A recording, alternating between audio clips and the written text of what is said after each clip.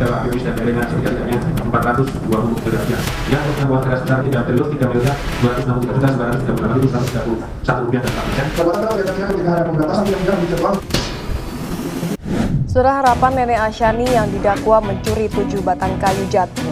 Sidang pencurian 7 batang kayu jati dengan terdakwa nenek berusia 63 tahun di Pengadilan Situbondo, Jawa Timur dengan vonis 1 tahun penjara serta denda 500 juta rupiah.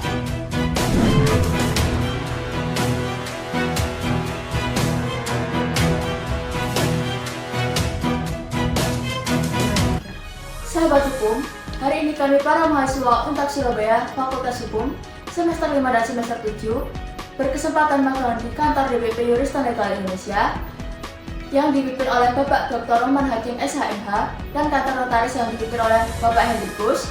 Dalam kesempatan ini, kami akan menyampaikan topik bahasan terkait disparitas putusan perkara pidana antara kasus timah Tony Tamsil dengan nomor perkara PDS 26-M.14.F.1/07.2024 yang divonis 3 tahun penjara dan hanya didenda Rp5.000.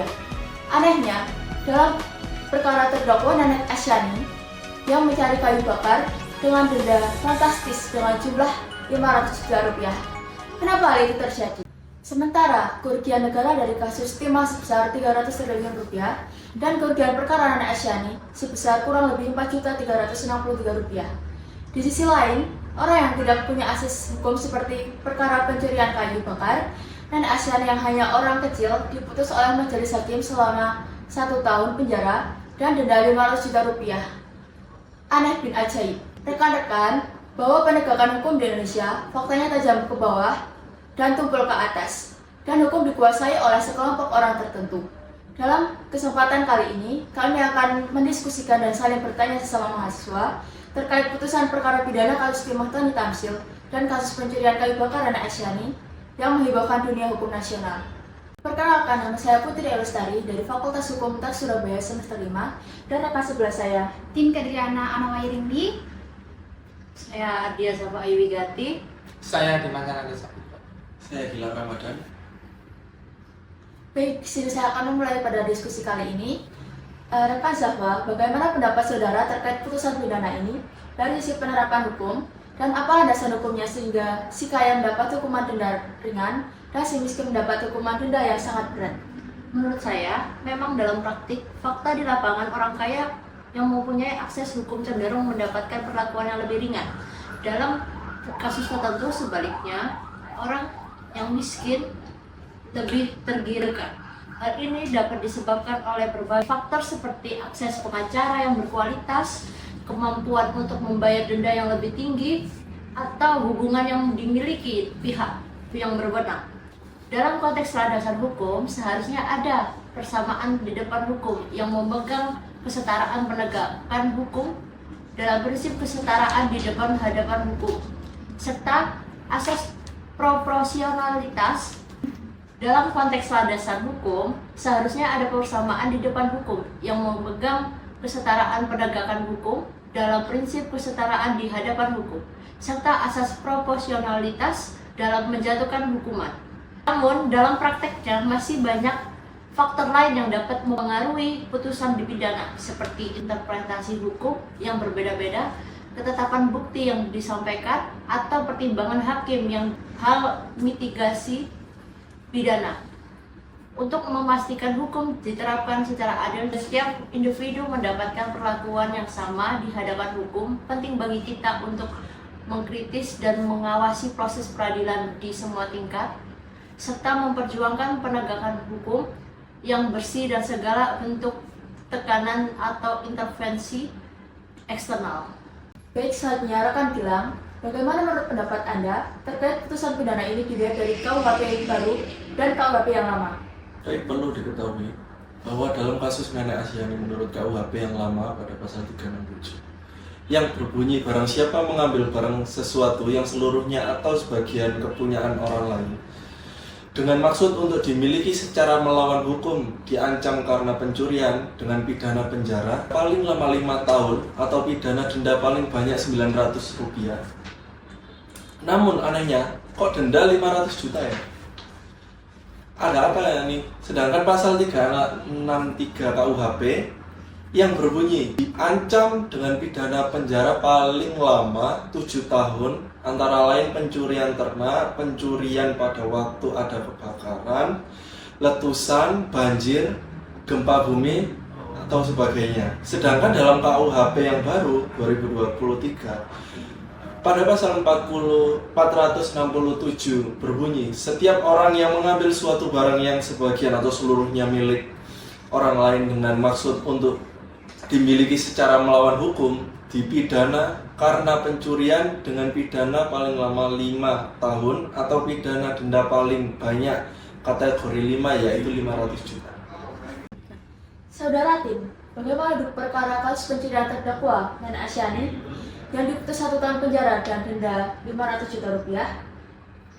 Sedangkan kasus terdakwa Timah Tani Tamsil yang mencapai kerugian negara 300 triliun rupiah divonis 3 tahun penjara dan didenda membayar biaya perkara sebesar Rp5.000. Baik, dalam kasus Nenek Asyani ini dalam putusan nomor 39 garing Pengadilan Negeri Situbondo garing 2015, dalam kasus ini pihak perhutani katanya mengalami kerugian sekitar Rp4.323.000. Perkara Nenek Asyani diduga mencuri kayu jati sebanyak 38 batang di petak 43F Blok Curacotok, Desa Jati Benteng. Namun, Nenek Asyani mengaku mengambil kayu tersebut di lahannya sendiri dan sudah mempunyai kayu tersebut sebelum ada laporan kehilangan dari pihak penuntut yang ditebang oleh suaminya sendiri sebelum meninggal. Kayu yang dijadikan barang bukti tersebut juga tidak diakui semua oleh nenek tersebut. Nenek mengaku bahwa kayu yang ada di barang bukti tersebut hanya 11 batang kayu. Ia juga mengatakan bahwa kayu yang dimiliki hanya memiliki lingkaran sebesar 70 cm saja, sedangkan yang dijadikan barang bukti memiliki lingkaran 160 cm. Dari hasil putusan ini, Nenek Asyani diberi hukuman dengan pasal 12 huruf D junto pasal 83 ayat 1 huruf A Undang-Undang Republik Indonesia Nomor 18 Tahun 2013 tentang Pencegahan dan Pemberantasan Perusakan Hutan dengan penjara selama 1 tahun dan denda sejumlah 500 juta rupiah. Dengan ketentuan denda tersebut tidak dibayar diganti dengan kurungan 1 hari.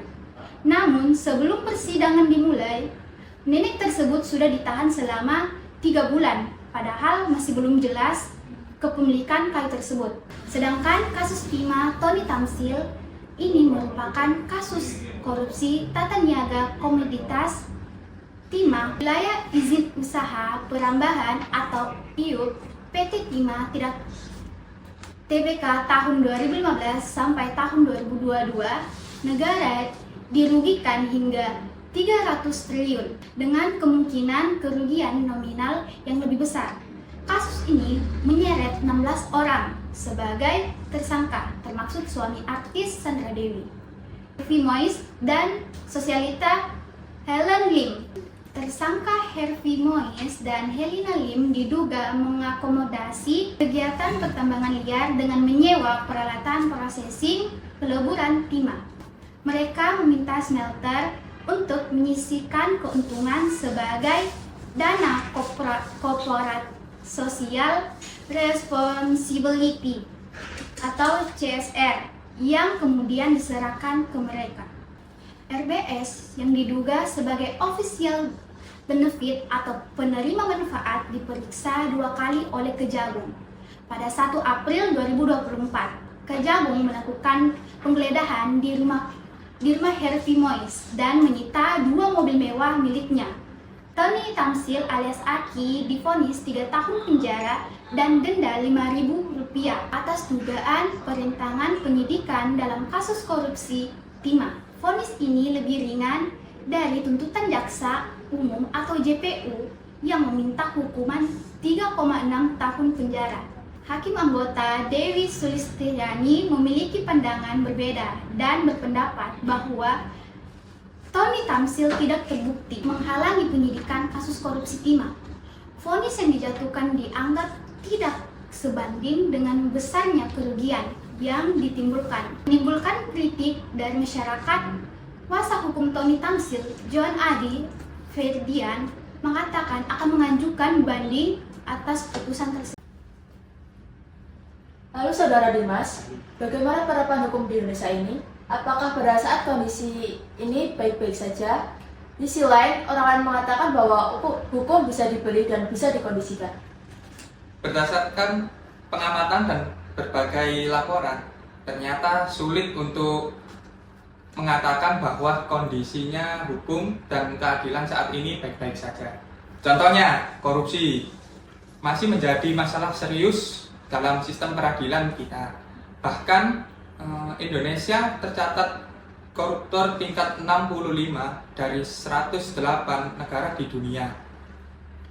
Ada kasus-kasus di mana pihak penegak hukum dalam konteks caturwangsa antara lain jaksa, polisi, hakim, dan pengacara bermain dalam putusan perkara.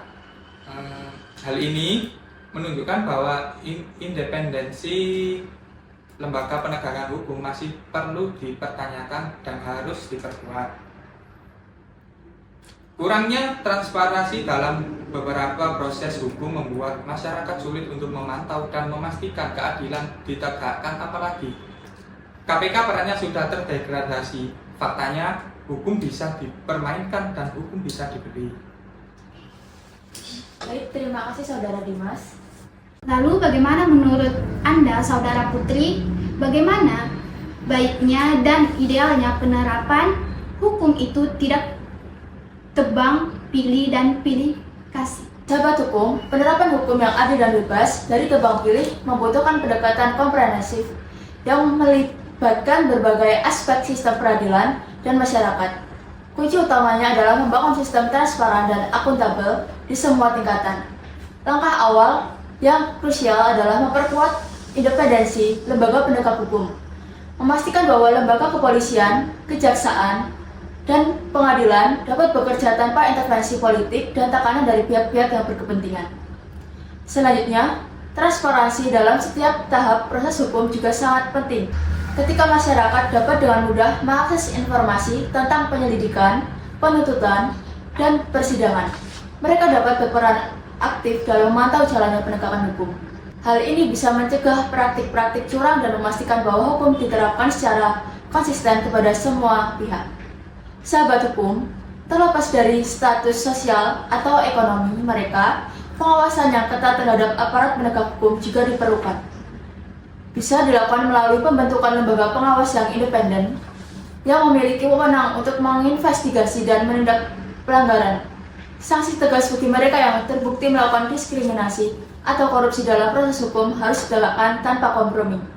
Edukasi hukum bagi masyarakat luas berperan penting ketika masyarakat memahami hak-hak mereka dan proses hukum yang seharusnya.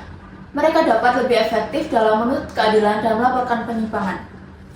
Sahabat hukum, demikian bincang-bincang dan diskusi hukum terkait putusan kasus korupsi Tony Tamsil dan kasus pencurian kayu bakar Nenek Asyani. Semoga bermanfaat bagi kita semua. Sekian, salam merah putih. Salam.